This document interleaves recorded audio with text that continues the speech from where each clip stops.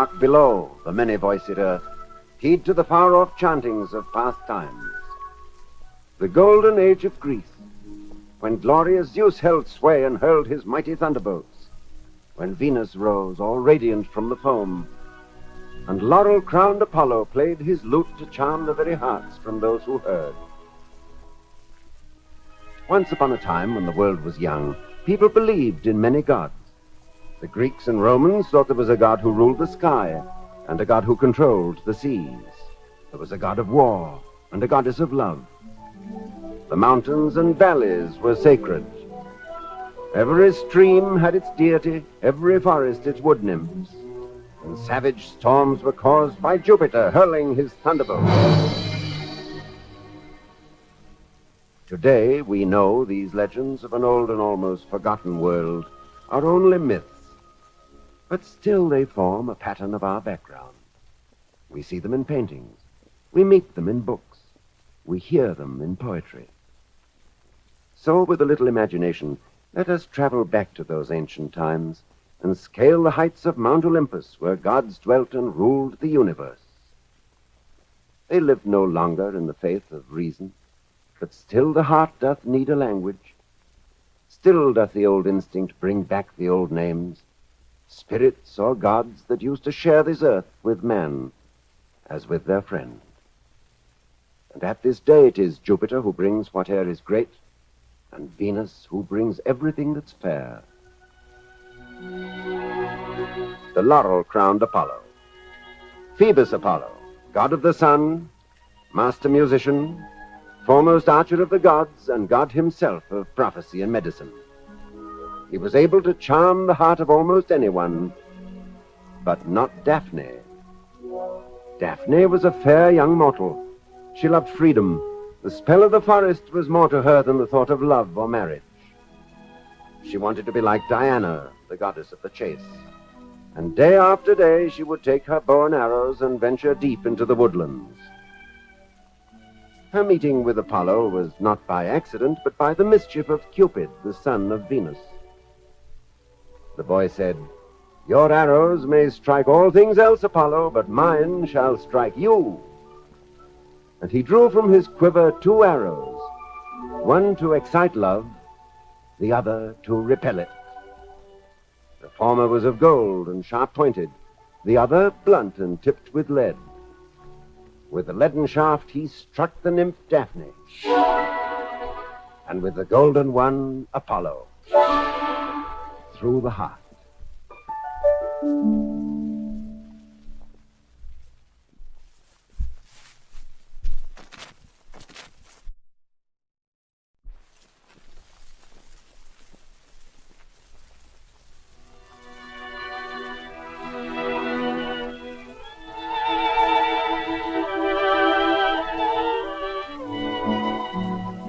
Forthwith, the god was seized with love for the maiden. He saw her hair flung loose over her shoulders. He saw her eyes bright as stars. He saw her lips, and was not satisfied with only seeing them. His heart burnt with desire, and he started in swift pursuit. Daphne ran like a wild creature, and Apollo was hard-pressed to keep up with her. As he came closer, he called to her. "Daphne, Daphne, do not be afraid. Stay, fair Daphne, stay. It is for love I pursue you. I am the son of Jupiter, king of the gods. I am no peasant, no shaggy-haired satyr who would harm you. I am Apollo." Knowing how fatal it was for a mortal to be the beloved of a god, this revelation was even more frightening to the girl. So she continued her flight on the wings of fear. Apollo, sped by Cupid, followed close on the wings of love. He had almost reached her when in desperation she called to her father, the river god. "Father, help me, help me. Let your waters cool the burning heat of love. Oh, change me, Father. Change my body into some shape that will save me from Apollo."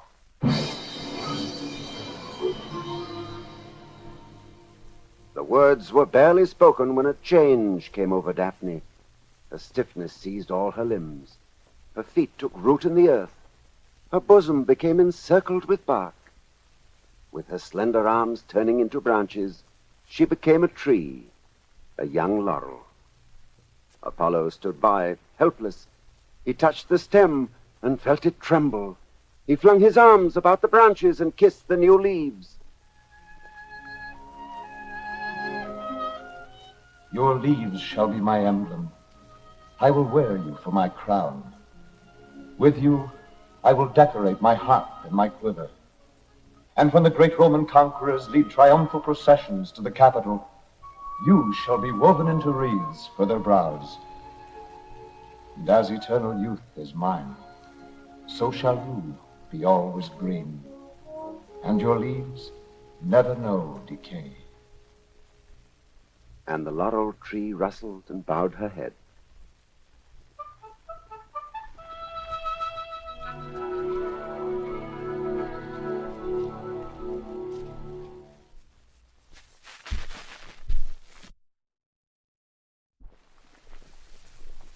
There's a tradition that Latona, about to become the mother of Apollo, besought all the islands of the Aegean to give her sanctuary, but they all feared the anger of Juno, the powerful queen of heaven. Delos, then a floating island, alone consented, and Jupiter fastened it with chains to the bottom of the sea, that it might be a secure resting place for his beloved. So this Grecian island became the birthplace of Phoebus Apollo. The Isles of Greece, the Isles of Greece, where burning Sappho loved and sung, where grew the arts of war and peace, where Delos rose and Phoebus sprung. There was a lovely water nymph in love with Apollo. Her name was Clytie. Her love was unreturned by the sun god, but she would sit all day long, her unbound tresses streaming over her shoulders, her own tears and the chilly dew her only food. She gazed on Apollo, the sun, when he rose, and followed him on his daily course to his setting. She saw no other object, her face turned constantly on him, until at last her face became a flower which has become an emblem of constancy.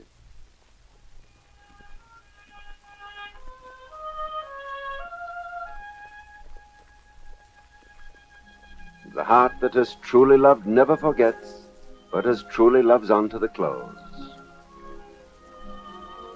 As the sunflower turns on her god when he sets, the same look which she turned when he rose.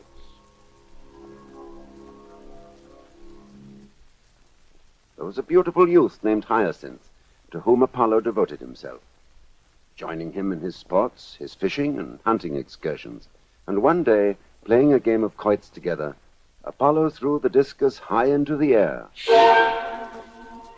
Hyacinth watched it as it flew, and excited with the sport, ran forward to seize it. But the quoit bounded from the earth and struck him in the head. He fainted and fell.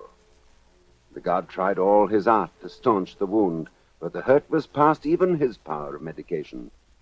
And as when the stem of a lily is broken, it hangs its head and turns its flowers to the earth, so the head of the dying boy fell over on the shoulders of Apollo. Thou diest, Hyacinth, robbed of thy youth by me. Thine is the suffering, mine the shame. Would that I could die for thee, but thou shalt live with me in memory and in song. My lyre shall celebrate thee, my song shall tell thy fate, and thou shalt become a flower inscribed with my regrets.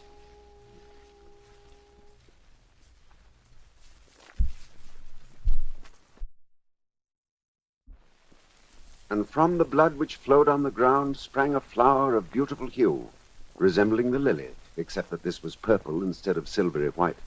The flower bears the name of Hyacinth, and with every returning spring revives the memory of his fate. I sometimes think that never blows so red the rose as where some buried Caesar bled, that every hyacinth the garden wears dropped in her lap from some once lovely head. The sister of Apollo was Diana, goddess of the moon, goddess of hunting and the chase. One of her followers was a beautiful nymph with the name of Echo. She had one failing. She was very fond of talking, and in every argument would have the last word. One day, Juno was seeking her husband, Jupiter, who she had reason to fear was amusing himself among the nymphs. Echo, by her clever wit, contrived to detain Juno until all the other nymphs had escaped from the queenly wrath. When Juno discovered this, she said to Echo, "You shall forfeit the use of that tongue, except for that one purpose of which you are so fond. Reply. You shall still have the last word, but no power to speak first." Now one day in the mountains, Echo saw a youth named Narcissus. She was enchanted by his beauty and followed him. She longed to address him, but when he spoke, she could only repeat his words. Broken-hearted, she fled, to wander alone through the caves and among the mountain cliffs. Her form faded with grief, till at last there was nothing left of her but her voice. She still replies to anyone who calls her, and still has the last word. Echo, echo.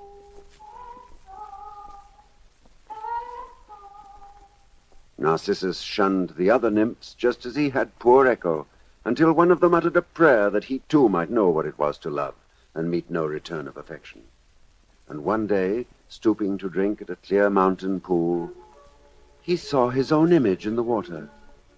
He thought it was some beautiful water spirit living in the fountain, and he fell in love with the image. He plunged his arms in to embrace the beloved object, but it fled at the touch. When it returned, he smiled and beckoned, and the image did likewise. He couldn't tear himself away. His tears fell into the water and disturbed the image, and as it faded, he cried, Stay, I entreat you. Alas, alas. Alas, alas. So he pined away, and when his shade passed the Stygian river, it leaned over the boat to see itself in the waters. The nymphs mourned for him and prepared a funeral pile, but the body was nowhere to be found. In its place there was a flower, golden within and surrounded with white petals, which bears the name Narcissus and preserves forever his memory.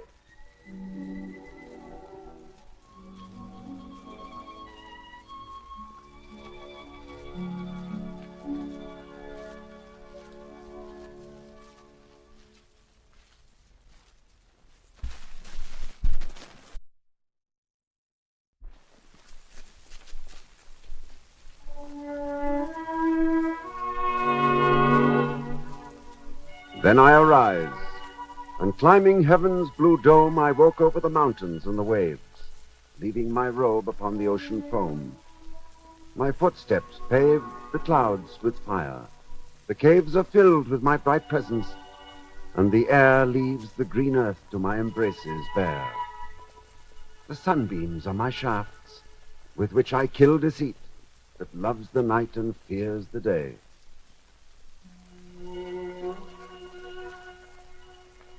Apollo, the sun god, sat quietly awaiting the dawn, when he must start out on his daily course across the sky. His palace, like his fiery chariot, was a place of the most radiant splendor, shining with gold and burning jewels, with ceilings of polished ivory and doors of silver. No mortal could withstand its glittering brightness. But this day, a young man by the name of Phaeton dared to approach this wondrous dwelling. Apollo asked what reckless errand brought him here. I came here because I must know. You must tell me. Are you or are you not my father? My mother, Clymene, says you are, but my schoolfellows all laugh at me when I say that my father is the god Apollo. My son, you deserve not to be disowned. I am your father. I will give you proof by which you shall be known as my son. Ask what you will. The gift shall be yours. And Apollo swore the oath no god may ever break. Phaeton's face glowed with excitement.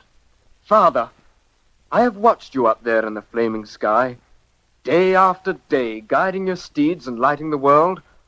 Always I have wished that I could drive the chariot of the sun. Just for today, let me take your place. You ask the impossible, Phaeton. None but myself may drive the flaming car of day, not even Jupiter, whose terrible right arm hurls the thunderbolts. The first part of the way is steep, such as the horses can hardly climb. The middle is high in the heavens, where I myself can scarce look down. The descent is so precipitous, the ocean goddess waits daily to receive me, should I fall. I have sworn an oath which must be kept. But beware, my son, lest it be a fatal gift. I beg you to choose more wisely. My muscles are like bands of steel. I have tamed savage horses from the mountains of Thessaly. I've never been thrown. I will not be thrown today.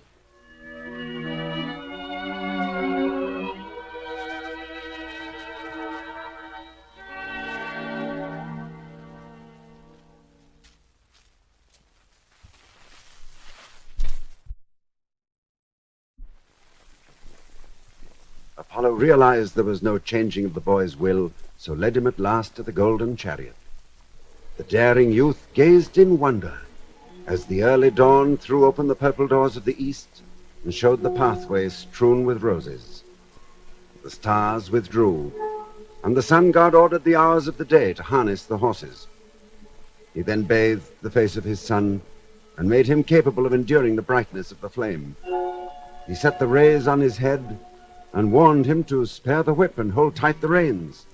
Go not too high, he said, or you will burn the heavenly dwellings, nor too low, or you will set the earth on fire.